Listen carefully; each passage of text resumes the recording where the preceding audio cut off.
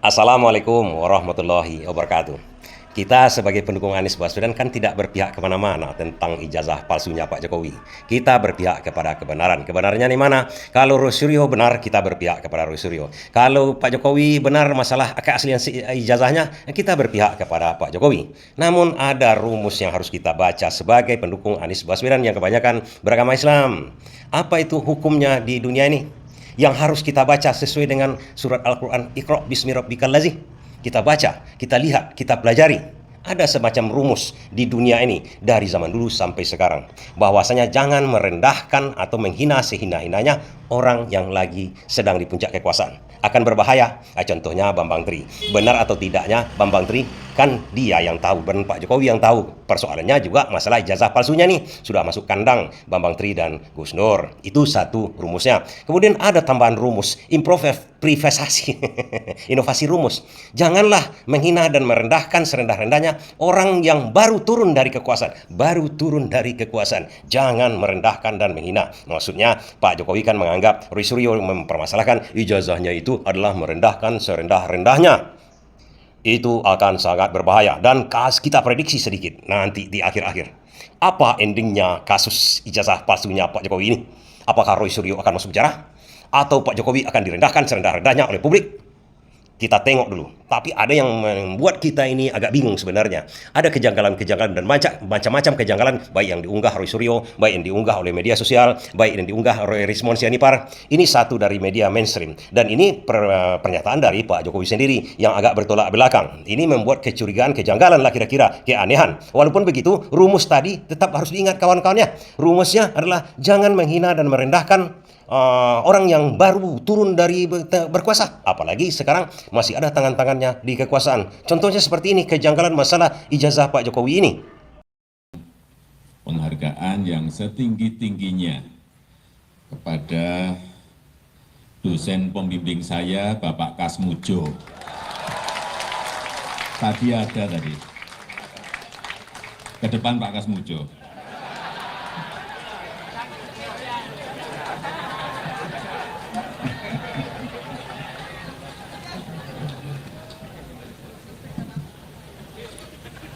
Beliau itu dulu waktu membimbing saya, seingat saya galak sekali.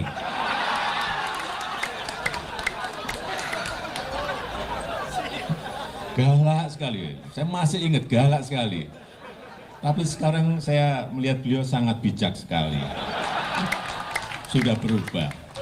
Ya enggak, saya enggak tahu yang berubah saya atau yang berubah Pak Kasmujo. Tapi sekali lagi Pak Kasmujo, saya mengaturkan banyak terima kasih karena bimbingan Bapak di jurusan teknologi kayu, saya bisa menyelesaikan skripsi saya, meskipun saya lupa juga bolak-baliknya berapa kali. Karena begitu maju dibentak balik, begitu maju dibentak kok galak sekali. Tapi sekarang alhamdulillah saya kira atas bimbingan Pak Kasmujo, ya dulu cita-cita saya kira sama banyak rekan-rekan saya pengennya jadi pegawai perhutani. Tapi saya juga daftar saat itu, saya daftar tapi nggak diterima. Diterimanya jadi presiden. Gajah Mada, Kasmujo, mengaku tidak tahu jika dirinya ikut digugat dalam kasus keaslian ijazah Presiden ke-7 Joko Widodo. Kasmujo memastikan dirinya bukan dosen pembimbing skripsi Jokowi. Ia mengungkap saat Jokowi kuliah tahun 1980 hingga 85, dirinya masih asisten dosen, sehingga belum boleh mengajar mahasiswa tanpa pendampingan. Kalau saya dengan orang-orang bilangnya, saya itu dosennya, saya gurunya. Kalau bilang yang lain-lain itu bukan tidak mau jawab, tidak bisa menjawab.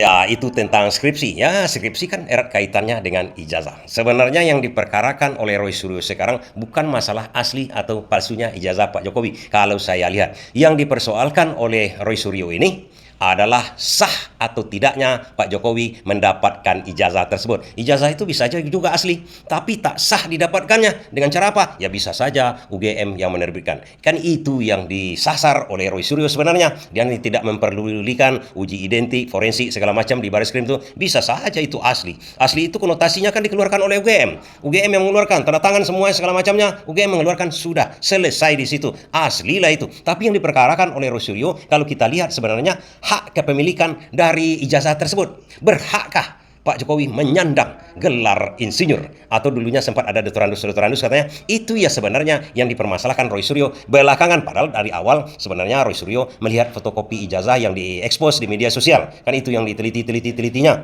Kemudian datang respons Jennifer sampai mengolah masalah skripsi. Kemudian ujung-ujungnya sekarang sebenarnya mempermasalahkan sah atau tidaknya ijazah Pak Jokowi. Itulah yang bergulir sekarang. Jadi yang diperjuangkan oleh Pak Jokowi adalah keaslian ijazah, bukan sah atau tidaknya lagi sekarang. Di situ ada pembelokan mungkin sedikit banyaknya, tapi memang dalam hukum ya begitu, belok kiri, belok kanan, naik atas, naik turun, yang untuk mencari kebenaran, katanya kebenaran kepada siapa? Kebenaran kepada yang akan benar, yang akan menang, yang akan dimenangkan. Bisa saja begitu, tapi kita berharap tidak begitu. Tapi bagaimanapun juga kawan-kawan, sebagai orang yang beriman, sebagai pendukung Anies Baswedan, harus kita ingat rumus pertama tadi. Janganlah menghina-hina sehina-hinanya orang yang baru turun dari pusat kekuasaan, apalagi masih ada tangan-tangannya di kekuasaan. Kenapa begitu? Pertama, kalau seandainya ijazah Pak Jokowi ini asli seasli-aslinya dengan pendapatan yang sah, tidak hasil-hasil comot-comot begini kan, nanti saya terangkan kepada kawan-kawan cara mencomot-comot ijazah itu yang asli, aspal segala macam itu. Kalau seandainya memang asli, kenapa Pak Jokowi tidak mempertunjukkan begitu? Seperti kata Megawati, seperti kata Mahfud MD dan lain-lain, kenapa tidak tunjukkan aja? Selesai masalahnya. Kenapa harus digoyang-goyang seperti ini, digoreng-goreng seperti ini? Akhirnya menambah kecurigaan. Publik cari sana sini, banyak kejanggalan yang terjadi. Padahal orang yang baru turun dari kekuasaan itu, yang bisa mengatur segala sesuatunya, tak akan takut itu dipermasalahkan. Walaupun palsu. Apalagi asli, kita akan takut itu. Walaupun palsu ijazah tersebut, atau diterbitkan asli tapi palsu, diterbitkan UGM, tidak akan takut dia, tidak akan dicap dia pemakai ijazah palsu. Tidak akan kawan-kawan. Itu secara atmosfernya, karena pusat kekuasaan masih di tangan dia, semuanya bisa diatur, bisa saja diatur kan. Tapi itu pertanyaan kita sebenarnya yang tak akan bisa kita jawab. Kenapa Pak Jokowi menggoreng-goreng ini? Apakah ada maksudnya untuk membumi hanguskan Roy Suryo dan Rismon karena sudah menghina sehina-hinanya? Kita juga sebenarnya memberikan support kepada Rismon dan Roy Suryo. Sebenarnya bukan tujuan dia untuk mencap ijazah itu asli atau palsu, tidak. Dia ingin tahu prosesnya sebenarnya. Apakah proses untuk memperoleh ijazah ini bersih sesuai dengan standar-standar yang ada. Kalau skripsinya bermasalah, ya tentu saja ijazahnya takkan keluar, takkan mau sebenarnya dalam prosedur resmi, tak akan dikeluarkan oleh UGM. Tapi ini ingat, ini orang yang berkuasa pada waktu itu, tidak mungkin tidak dikeluarkan atas perintah siapa? Perintah Menteri Pendidikan. Menteri Pendidikan itu diangkat oleh orang yang berkuasa, oleh Jokowi pada waktu itu. Menteri Pendidikan yang mengangkat rektor yang menandatangani kenaikan pangkat, kenaikan gaji dari dekan kehutanan. Kalau tidak dikeluarkan, ya bisa-bisa dekan kehutanan akan dikirim ke Kamboja, kan begitu kira-kira kan. Jadi harus ditandatangani. Nah, itu masalahnya sekarang. Sah-sah saja sesuai dengan keilmuan dia, tentu saja tergelitik hatinya melihat kejanggalan-kejanggalan yang kita orang awam aja yang tidak mengetahui ilmu forensik, digital dan macam-macam, melihat kejanggalan di televisi, melihat kejanggalan penayangan dari Kompas itu, kita sudah bingung juga ini kok aneh begitu kan. Tapi karena Rismon mempunyai daya ingat dan ilmu dan juga kompetensi di bidang itu, dia selidiki. Kemudian Roy Suryo juga mempunyai kompetensi, ilmu tentang hal itu. Bahkan dia adalah juga bekas menteri dulunya di zaman Jokowi masih jadi gubernur kan, Roy Suryo kan menjadi menteri olahraga itu. Namun apa yang harus kita pelajari dari kasus ini sebagai pendukung Anies Baswedan? Yang harus kita pelajari berkaitan dengan rumus tadi, itu sudah jelas. Jangan memperkarakan walaupun mereka memang sudah salah. Kalau mau memperkarakan juga, carilah bukti-bukti yang sangat sempurna, perfect, tak ada celah untuk lari dari perkara tersebut orang yang kita tuduh. Artinya, cari bukti-bukti yang tak terbantahkan secara hukum. Mereka bisa menjabarkannya. Tapi tetap awas, karena instansi ataupun badan-badan tersebut masih di tangan dia. Salah dan benar bisa saja dilakukannya. kita ada sebuah cerita begini kawan-kawan. Uang itu kan harusnya asli. Kalau bukan asli kita pergunakan uang palsu misalnya, kita belanjakan, kita kan salah. Tapi ternyata uang ini bisa juga asli, tapi prosesnya palsu. Bukan proses yang saya katakan misalnya dari hasil maling, uang haram, tidak. Ini memang dibuat dan asli, tapi itu sebenarnya palsu. Bagaimana ceritanya? Itu kan ada percetakan uang, peruri namanya, yang disuruh oleh Kementerian Keuangan, kemudian BI untuk mencetak uang. Ada order dulu dari BI, ada kesepakatan dengan Menteri Keuangan untuk mencetak uang sekian triliun misalnya dari peruri. Kemudian itu yang diedarkan ke masyarakat. Namun kalau tidak ada surat dari Menteri Keuangan atau Gubernur Bank Indonesia untuk mencetak uang, dicetak sendiri oleh peruri, kemudian diedarkannya sendiri. Itu keluarnya nanti kan uang asli itu dipakai di masyarakat, sudah bercampur-campur, tidak bisa lagi dikatakan itu uang palsu karena itu dicetak oleh peruri. Begitu juga dengan ijazah Pak Jokowi kan, kalau diterbitkan UGM itu sudah asli. Kedua, misalnya saja begini, ada oknum di peruri itu disuruh cetak oleh BI atau Menteri Keuangan, prosedurnya begitu, harus dicetak sekian, kemudian ada dilebihkan sedikit oleh petugas peruri ini, diambil, dikantongi dia, kemudian dia edarkan di luar. Itu sebenarnya uang adalah uang palsu. Termasuk juga yang peruri cetak sendiri tanpa izin dari Menteri Keuangan. Itu uang palsu, uang palsu.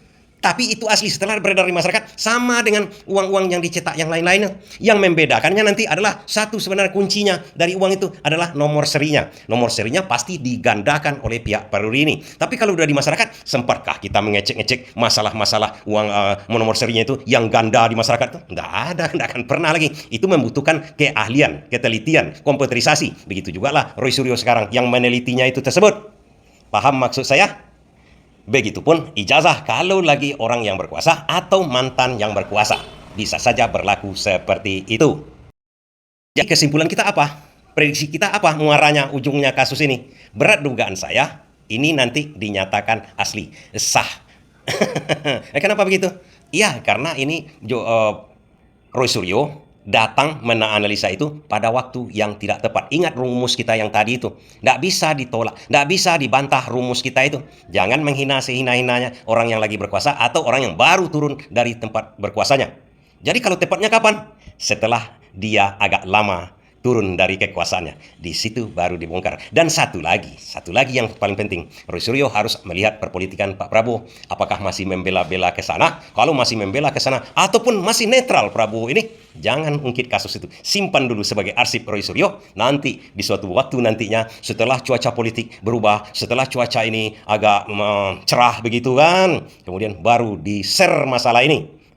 Itulah yang disuruh baca dalam surat Iqra bismi rabbikal ladzi. Baca situasi, baca kondisi, baru ambil tindakan. Terima kasih.